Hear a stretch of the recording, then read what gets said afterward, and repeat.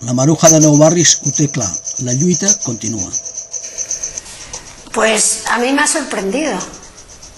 Y yo creo que es que hay un descontento general y eso ha sido como una chispa, porque es increíble que vayas por la calle y todo el mundo te felicite por lo que has hecho, pero es que con eso no hay suficiente, hay que hacer más. Y entonces, si eso ha sido la chispa, y yo creo que con lo que está cayendo es imposible haber cogido la medida. Yo, personal, porque a mí me la daban por una lucha. Y si me la dan por una lucha, resulta que me la está recortando el mismo que me la da, no tenía sentido. Y para mí ha sido increíble, porque yo ya os he dicho antes que no dormía, pensando si la gente iba a entender que yo no despreciaba la medalla de honor de Barcelona. Eso ha sido un orgullo para mí. El problema es que no la podía aceptar de la mano de quien venía.